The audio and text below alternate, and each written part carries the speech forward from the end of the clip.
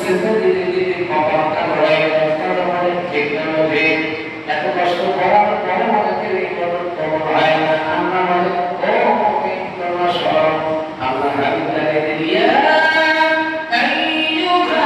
আইয়ুহাল্লাযীনা আমানু তাকুল্লাহ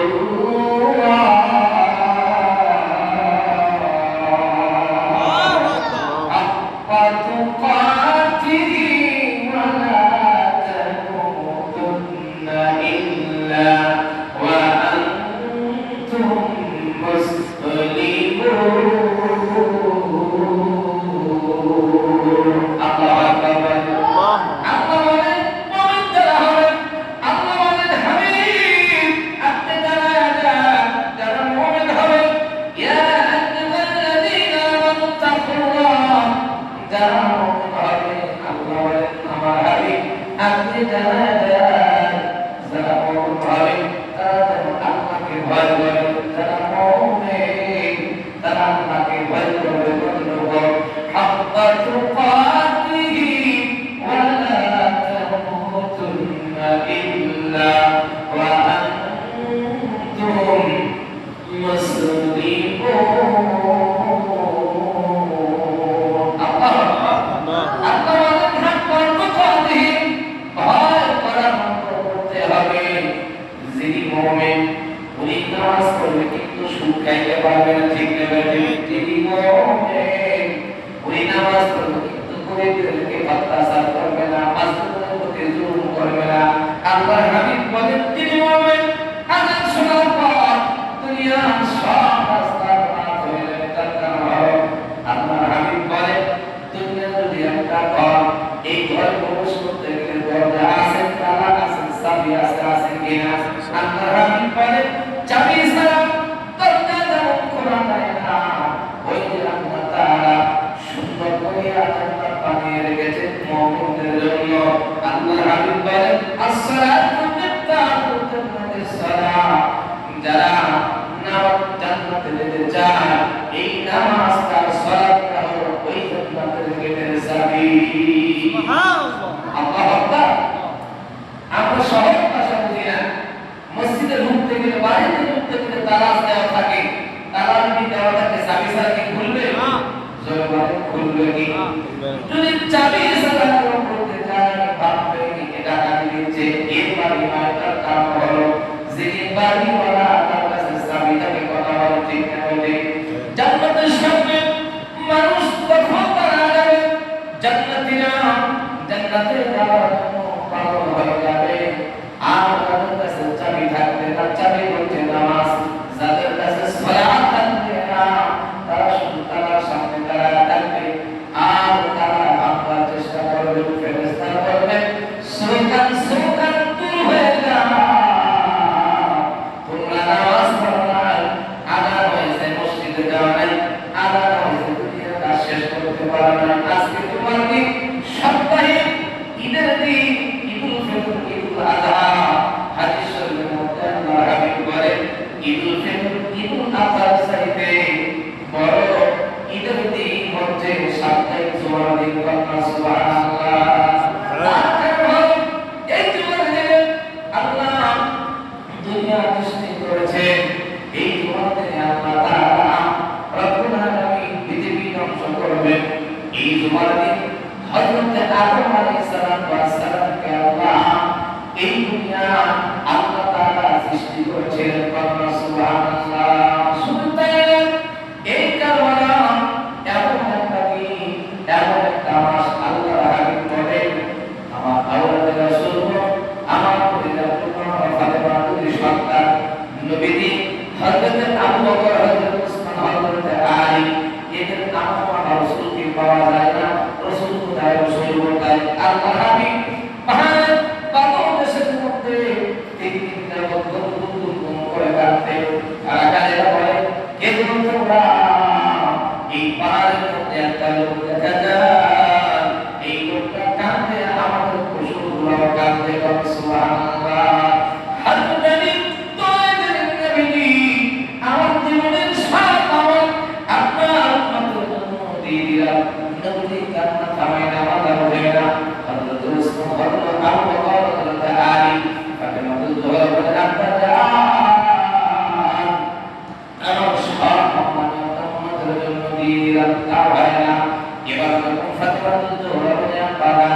আমার হাসান হোসেনকে আপনার উম্মতের জন্য আমি কুরবানি করে দিলাম। সিল্লাল্লাহু মারহাবা। আমার আল্লাহর কাছে খবর হয়ে গেল, জিবরিল আমার নবীর কাছে তাশরীফ নিয়ে আসে। আসসালাতু ওয়াসসালামু আলাইকা ইয়া রাসূলুল্লাহ, আসসালাতু ওয়াসসালামু আলাইকা ইয়া হাবিবাল্লাহ। হুজুর, আল্লাহ তাআলা ফাতিমা রাদিয়াল্লাহু সন্তানকে আপনার উম্মতের জন্য করবালা 120 মানে দুজন দুনিয়া থেকে বিদায় করা হবে। ইয়া রাসূলুল্লাহ, সেই কোন দৃশ্য আপনাকে উনি কি সহ্য করতে পারবে? আপনি তাদেরকে বলে জানি আল্লাহ পাকের দরবারে মায়ের দোয়া কবুল হয়ে গেছে। সুবহানাল্লাহ।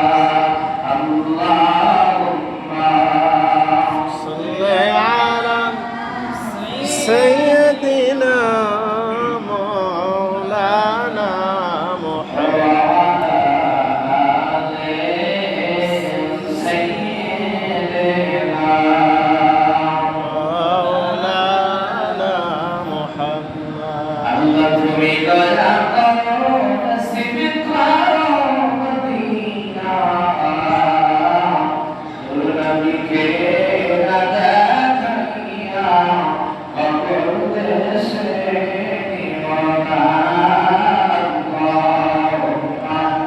صلي على سيدنا مولانا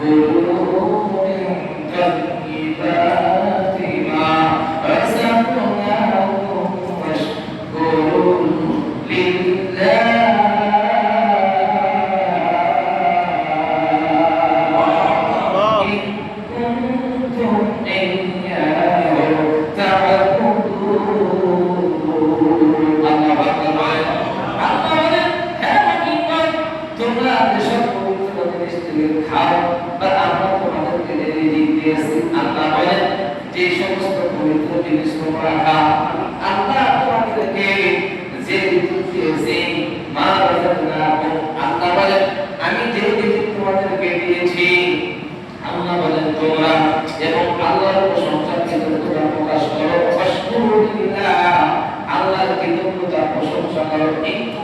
এইটা তোমরা তারই ইবাদত করো। সূরাতুল বাকারা। সুবহানাল্লাহ।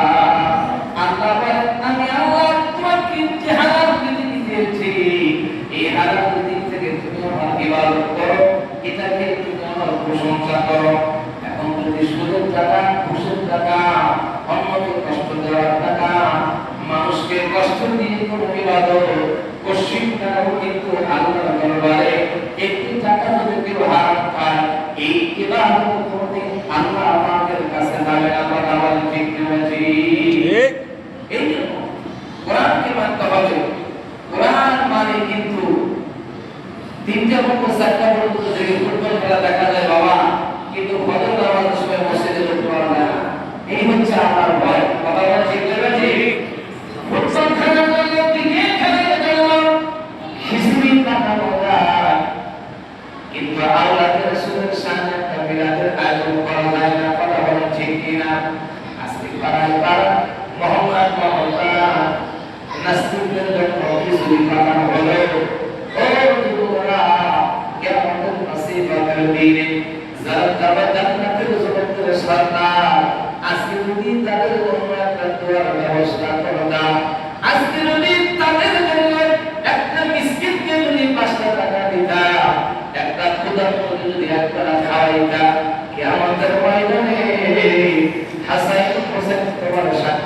জোরে কথা বলে ঠিক না ঠিক? কিন্তু আজকে পাড়ায় পাড়ায় এই গতকালকে একটু গল্প শুনলাম, এখন নিয়ত করেছে যদি আর্জেন্টিনার সামনে কাছে পারে উনি 10 কেজি চাল দিবে, আর সুবহানাল্লাহ বলবেন না নাউজুবিল্লাহ বলবেন, জোরে বলে। এখন এই যে লোকটা নিয়ত করছে আর এই অবস্থায় যদি মারা যায়, এই ব্যক্তির হিসাব নিকাশ কি হবে? কি বেশি দিবে? জোরে বলে, নাকি নেইমার দিবে? কে দিবে? কেউ দিবে না, হতাশ হয়ে যাবে। আল্লাহ বলবেন কিয়ামতের মুসিবতের দিনে একটা মানুষ না আম্মা আয়েশা সিদ্দিকা খাদিজা রাদিয়াল্লাহু তাআলা আনহা বলেন, ইয়া রাসূলুল্লাহ, ইয়া হাবিবাল্লাহ, কিয়ামতের ময়দানে মানুষের কি অবস্থা হবে? আল্লাহর হাবিব বলেন, হাদিস শরীফের মধ্যে আছে, কিয়ামতের ময়দানে প্রত্যেকটা মানুষ উলঙ্গ হয়ে দাঁড়ায় যাবে। আমরা বলে রাসূলুল্লাহ, আমার কি হবে? আমি তো আপনার স্ত্রী, আমি তো মহিলা মানুষ, আমার কি হবে? সম্পদের কি হবে? আপনার হাবিব বলেন, ও খাদিজা, কিয়ামতের ময়দানে মানুষকে যদি তিনি এত পেরেশানি করতে থাকবে, যে লোকের দিকে আপনার দিকে তাকায় থাকবে, কেউ তার দিকে তাকানোর শক্তি তার থাকবে না। এগুলো চিন্তা করে লক্ষ লক্ষ টাকার পোশাক পরলেন, লক্ষ লক্ষ টাকার খাটে ঘুমাইলেন, এই দেহটা মাটিতে দেওয়া হবে, 7 দিনে আপনার চুল খুশি করে যাবে, নাসিকা ভেঙে যাবে, হাত থেকে মাংসগুলো আলাদা হয়ে যাবে, আপনার নালিকা ভুঁড়িটা ঠাস করে ফেটে যাবে। ওই দিন আপনার বন্ধু, আপনার বান্ধব, যার সাথে খেলা দেখেছেন, নামাজ কি কাদা করে আলাদ হয়েছে, দুনিয়া তাই করেছে, আহা, সেই দিন আপনি চিন্তা করবেন, সবই বুঝবেন, কিন্তু করার কিছু থাকবে না। থাকবে কি? থাকবে কি? আল্লাহ বলেন, এই জন্য হালাল খাবার খেয়ে আমাদের করতে হবে। একদম বলেন, যদি 50 বার হজ করে, আবার 5 ওয়াক্ত নামাজ যদি জামাতের সাথে বেঁধে করে, কিন্তু এই ব্যক্তিদের কামাই করে হারাম পথে, আপনার হাবিব বলেন, একটা হজ, একটা সাজদা কোনদিন আপনার কাছে যাবে না। তার কারণ হারামকে হালালকে জায়েজ বলা যাবে, এটা হারাম, এটা হারামই থাকবে, আর যেটা হারাম কিয়ামত পর্যন্ত এটা হারামই থাকবে। বলে করে আল্লাহুম্মা সাল্লি আলা সাইয়্যিদিনা মাওলানা ওয়া আলা আলি সাইয়্যিদিনা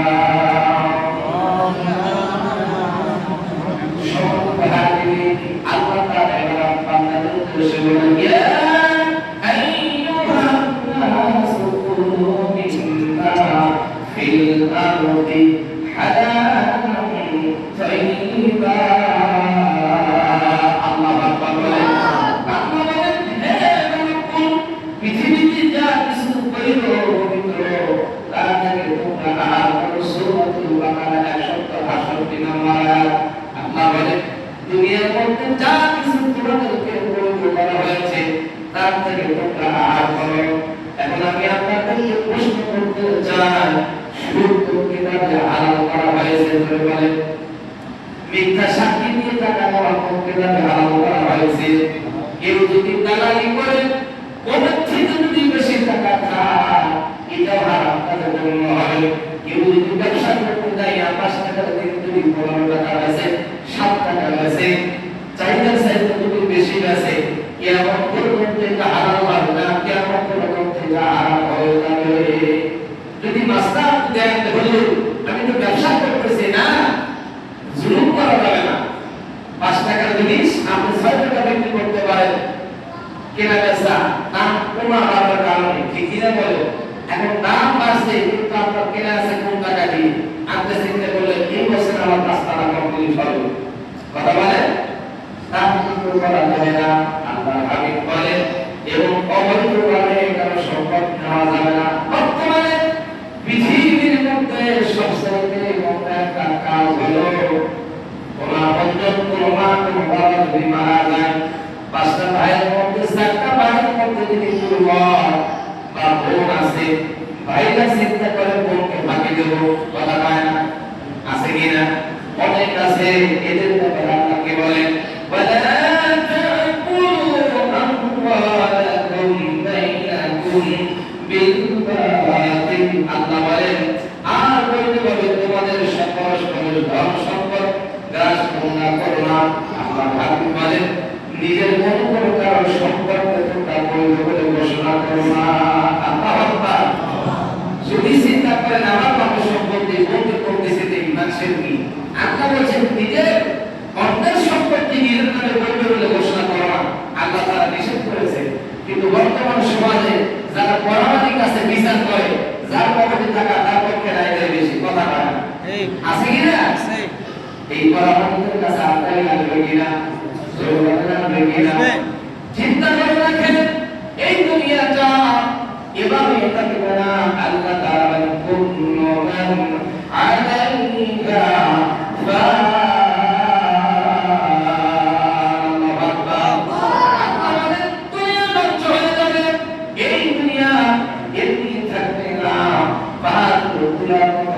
থাকবে সারা পৃথিবীটা ধ্বংস হয়ে যাবে।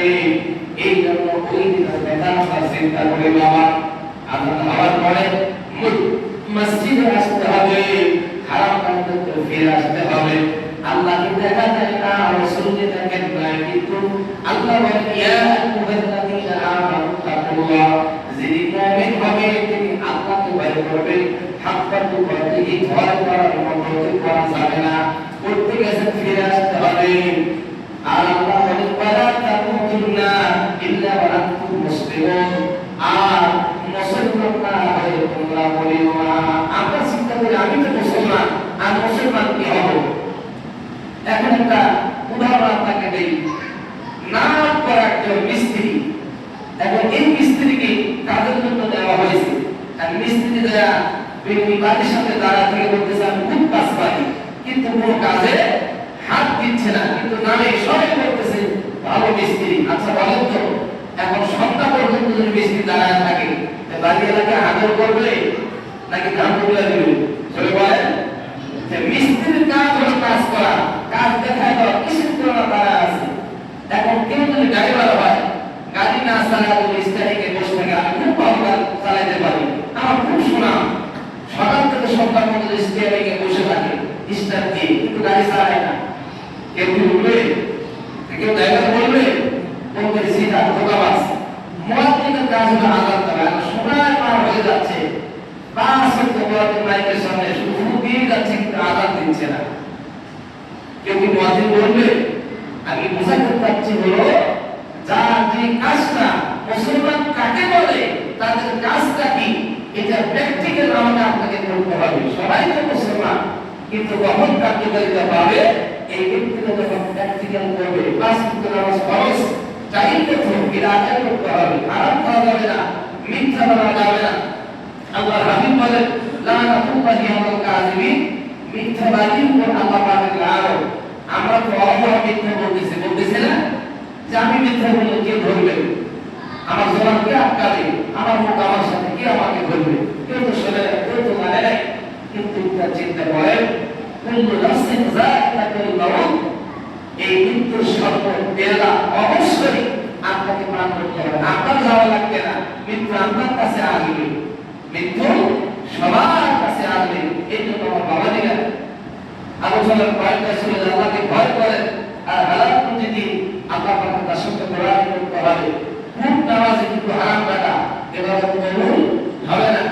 হালাল টাকা অল্প ইবাদত করেছেন, এটাই আল্লাহ পাকের কাছে গ্রহণযোগ্য হবে। সুবহানাল্লাহ বলেন। 5 ওয়াক্ত নামাজ আল্লাহ তাআলা আমাদের সকলকে দেন জামাতের সাথে পড়ার তৌফিক দান করে। সকলে বলুন আমিন, আমিন বলুন আমিন।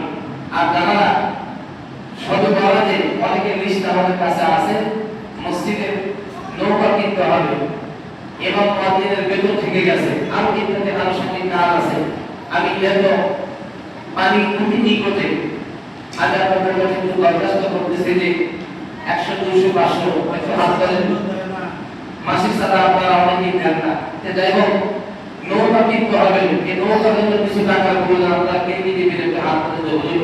আমি 200 দিয়ে আমি 500, 100 একটু হাত করে নৌকা কিনতে হবে, না হলে তার আসা যাবে না পানির সামনে। একটু হাত ধরে বিসমিল্লাহ বলেন, হাত ধরে বলুন, আমি এই যে দিয়ে বিসমিল্লাহ বললাম। জাকির ভাই কি বলে? কত? 1000। না তাকবীর। আমার জাকির ভাই 1000 টাকা বলেন মারহাবা। আল্লাহ তাআলা আমাকে কবুল করে আল্লাহ কবরে আল্লাহ পাক জান্নাতুল ফেরদাউস নসিব করে সকলে বলেন আমিন। আল্লাহ হাবিব বলেন যে মসজিদের দাম যাদের সাথে লেগে আছে রাজুলুন কলবুহু মুআল্লাকুন ফিল মাসাজিদ, আরশে আজিমের নিচে 7 শ্রেণীর লোক ছায়া পাবে। এর মধ্যে হলো এক শ্রেণী যাদের অন্তরটা মসজিদের সাথে লেগে আছে। আল্লাহ সুবহানাহু। আর কি দিবেন? একটু হাত করে সুন্নতে টাইম দেবে, একটু হাত করে নৌকার জন্য মসজিদে আসার জন্য যেহেতু পাঁচটা আসতে হবে, আদান দিতে হবে, নামাজ পড়তে হবে, একটু হাত করে কে দিবে? বিসমিল্লাহ বলে একটু হাত করে দেওয়ার মতো কি কেউ নাই? আপনারা মুসল্লি, আপনার ছাড়া কে দিবেন? আপনার দিবে, আপনারা মসজিদে দিবেন। একটু হাত করে কে দিবেন? একটু হাত করে হাসান করে নারে তাকবীর। আল্লাহর দরবারে সকলে বলেন মারহাবা। কবুল করুন সকলে বলেন আমিন। 10টা মানুষ আর 1000 টাকা দেন, আমরা অন্য সাইডে কালেকশন করে বের করব ইনশাআল্লাহ। 10টা মানুষ 1000 টাকা একটু ব্যবস্থা করেন। একটু হাত করে, একটু হাত করে, একটু করে আল্লাহুম্মা সাল্লি আলা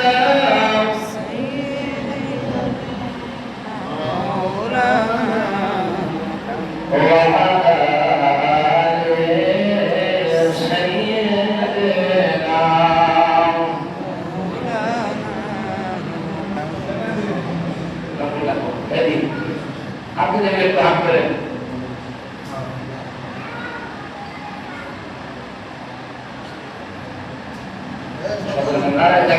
আমার সবাই 100 টাকা 200 না। আপনি যেন একটু হাত করেন। যদি লোকের সংখ্যা কম, একটু হাত করেন মসজিদের জন্য। কার ভাগ্যে কি আছে বাবা? এটাই হতে পারে জীবনের শেষ দান। আল্লাহর ঘরের জন্য আপনাদের কষ্টের টাকা একটু দিয়ে যান।